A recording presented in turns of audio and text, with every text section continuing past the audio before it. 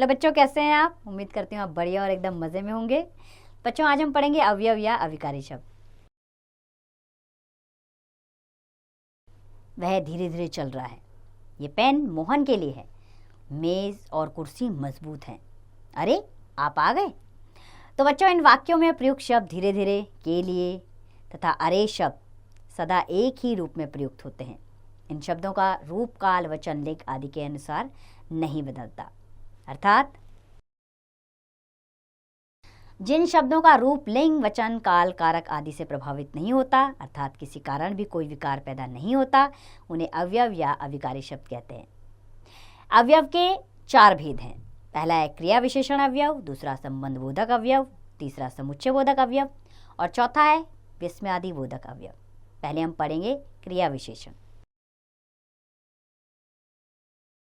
चलिए कुछ वाक्य पढ़ लेते हैं। जैसे मैं उधर जा रहा हूँ, वह जोर से गीत गा रही है। आप यहाँ कब आए? तो इन वाक्यों में उधर, जोर, यहाँ शब्द वाक्यों की क्रियाओं की विशेषता बतलाते हैं। अतः यह क्रिया क्या है? क्रिया विशेषण शब्द है। अर्थात जो शब्द वाक्य की क्रिया की विशेषता का ज्ञान कराता है उसे क्रिया विशेषण कहते हैं। क्रिया विशेषण के 4 भेद हैं। स्थानवाचक क्रिया विशेषण, कालवाचक, रीतिवाचक और परिमाणवाचक क्रिया विशेषण। सबसे पहले जानेंगे स्थानवाचक क्रिया विशेषण। यह क्रिया विशेषण क्रिया के होने के स्थान का ज्ञान कराता है, जैसे वहां, अंदर, जहां, उधर आदि। जैसे वह बाहर सो रहा है, तुम कहाँ जा रहे हो? अंदर आ जाओ। तो स्थान का पता लग रहा है, तो स्थानवाचक क्रिया विशेषण। दूसरा है कालवाचक क्रिया विशेषण। यह क्रिया विशेषण क्रिया की समय संबंधी विशेषता को प्रकट करते हैं, जैसे आज, कल, परसों, अभी अभी, सदा, कभी कभी आदि। जैसे मैं प्रतिदिन खेलता हूँ, तुम आज क्या लिख रहे हो? कछुआ कभी कभी चलता है। तो काल यानी समय का पता लग रहा है। तीसरा है रीतिवाचक क्रिया विशेषण। यह क्रिया विशेषण क्रिया की समय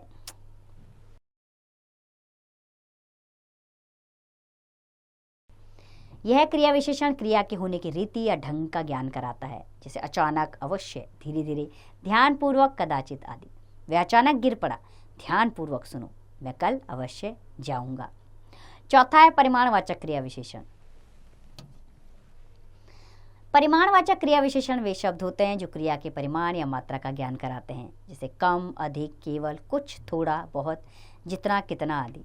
जैसे तुम बहुत खाते हो, अधिक बोलना ठीक नहीं होता, वह केवल पढ़ती रहती है। चलिए विशेषण और क्रिया विशेषण में अंतर जानें। विशेषण संज्ञा या सर्वनाम की विशेषता बताने वाले शब्द हैं। इनका रूप लिंग, वचन आदि के अनुसार बदल जाता है, जैसे अच्छे लड़के, अच्छी लड़की। क्रिया विशेषण क्रिया की विशेषता बताने वाले शब्द हैं। इनके रूप पर लिंग, वचन आदि का कोई प्रभाव नहीं पड़ता, वे सदा एक ही रूप में रहते हैं, जैसे लड़की तेज गाती है, लड़के तेज गाते हैं। दूसरा जानेंगे हम संबंधबोधक क्रिया विशेषण। गर्मी के मारे बुरा हाल है, भोजन से पहले हाथ धो लो, कमरे के आसपास गंदगी है, यह बात कुछ दिन पहले हुई थी। तो बच्चों, इन वाक्यों में के मारे, से पहले, के आसपास और कुछ दिन पहले ऐसे शब्द या शब्द समूह है जो वाक्य के संज्ञा या सर्वनाम का संबंध दूसरे शब्दों से कराता है। अर्थात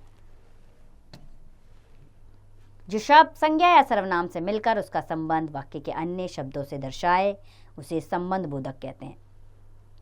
संबंध बोधक अवयव वाक्य के संज्ञा या सर्वनाम का अन्य शब्दों के साथ संबंध का ज्ञान कराता है। संबंध बोधक के भी 4 भेद होते हैं। पहला है कालवाचक, स्थानवाचक, सादृश्यवाचक और तुलनावाचक संबंध बोधक। पहले जानेंगे कालवाचक संबंध बोधक। कालवाचक संबंध बोधक संज्ञा या सर्वनाम का समय संबंधी ज्ञान कराता है, जैसे आगे, पीछे, पहले, बाद में आदि। जैसे वह मोहन से आगे जा रहा है, तुम उससे पहले आ गए, राम के बाद शाम का काम होगा। दूसरा है स्थानवाचक संबंध बोधक।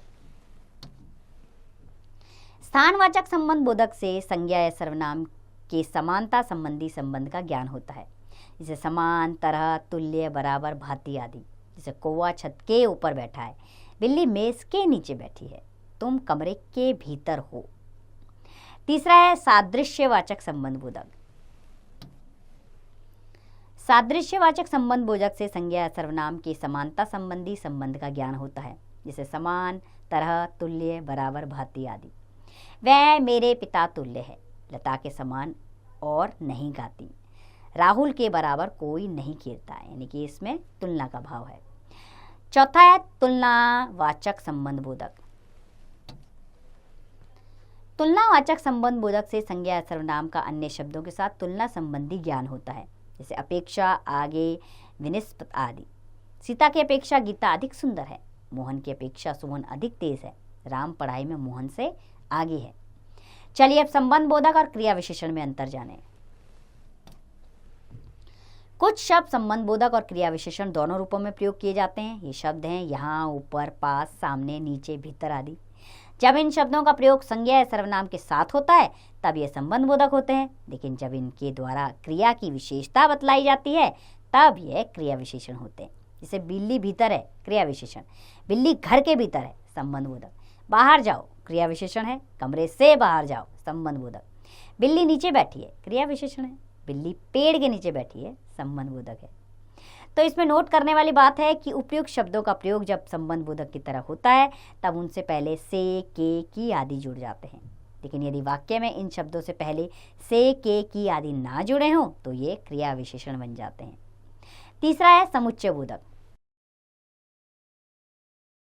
राम, लक्ष्मण और सीता वन को गए। क्रिकेट या फुटबॉल खेल लो, कला अथवा विज्ञान की पढ़ाई करो। वह बीमार है अतः स्कूल नहीं आ सकी। तो बच्चों, इन वाक्यों में और, या, अथवा, तथा, अतः ऐसे शब्द हैं जो दो शब्दों या दो वाक्यों को जोड़ते हैं।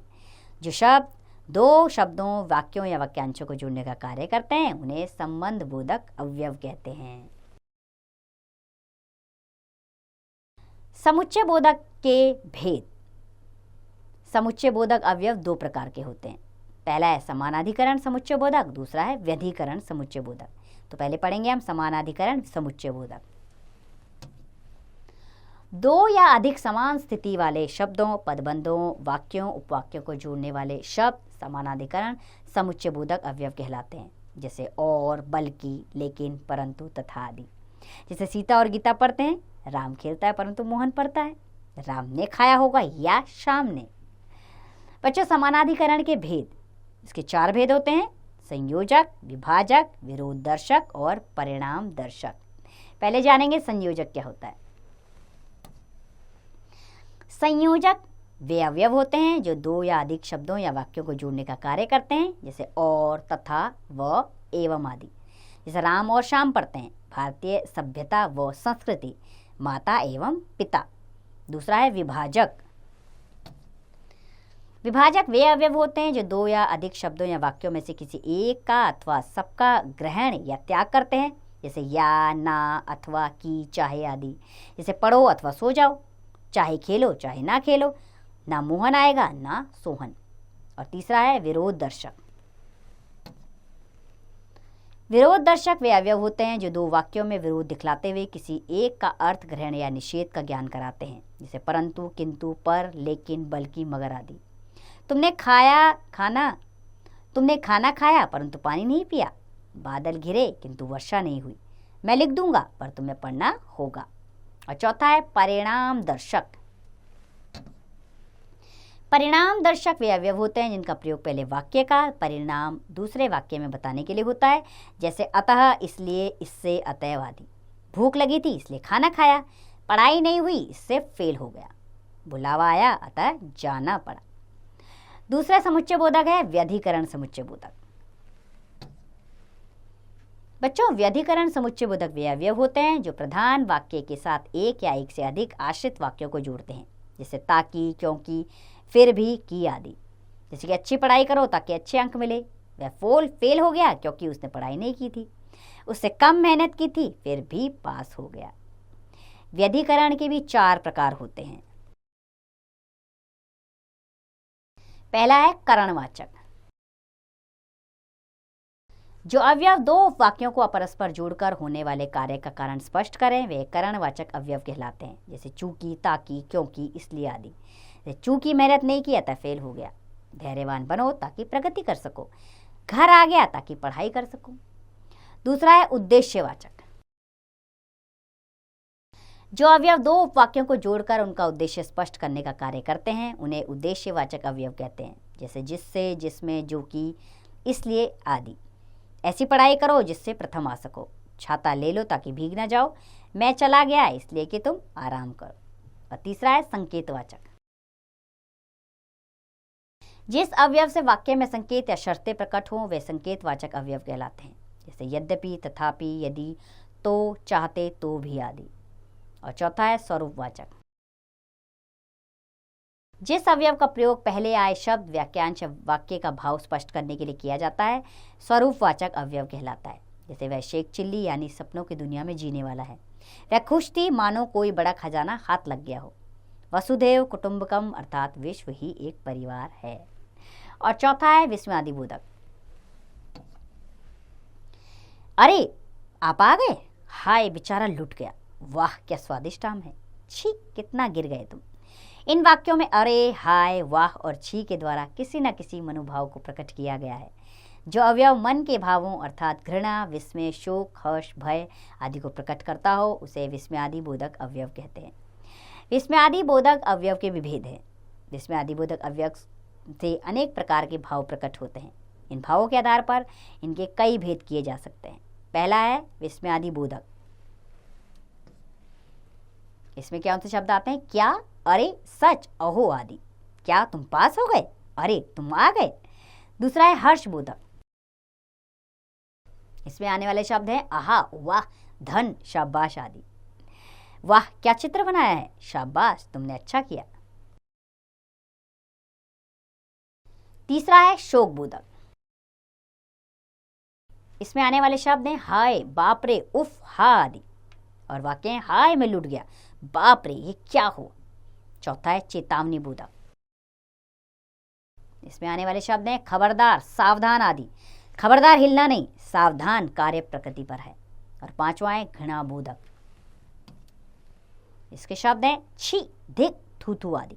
छी इतना गिर गए तुम, थूथू धिक्कार है तुम्हें। छठा है प्रशंसा बोधक। इसके शब्द हैं शाबाश, वाह आदि।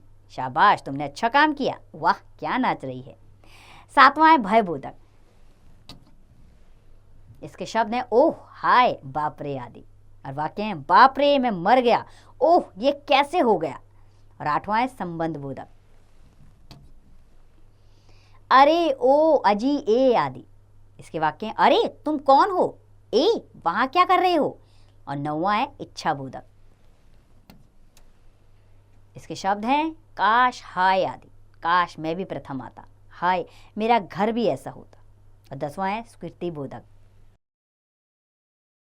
जी हाँ, अच्छा, जरूर, ऐसे शब्द इसमें आते हैं। जैसे जरूर मैं वहां जाऊंगा, अच्छा मैं तुम्हारी बात मानूंगा। चलिए इस पाठ पे आधारित महत्वपूर्ण बिंदु जान लें। जिन शब्दों में लिंग, वचन, कारक, काल आदि के कारण कोई विकार नहीं होता उन्हें अविकारी या अवयव शब्द कहते हैं। अविकारी शब्द के 4 भेद हैं: क्रिया विशेषण, संबंध बोधक, समुच्चय बोधक और विस्मयादि बोधक। जो शब्द वाक्य में क्रिया की विशेषता का ज्ञान कराता है उसे क्रिया विशेषण कहते हैं। जो शब्द संज्ञा या सर्वनाम से मिलकर उसका संबंध वाक्य के अन्य शब्दों से दर्शाए उसे संबंध बोधक कहते हैं। जो शब्द दो शब्दों, वाक्यों या वाक्यांशों को जोड़ने का कार्य करते हैं उन्हें समुच्चय बोधक अवयव कहते हैं। जो शब्द मन के भावों अर्थात घृणा, विस्मय, शोक, हर्ष, भय आदि को प्रकट करता है उसे विस्मयादि बोधक अवयव कहते हैं। तो उम्मीद करती हूँ बच्चों ये पाठ आपको अच्छे से समझ आया होगा। अब इसका अभ्यास कार्य आप स्वयं कीजिए।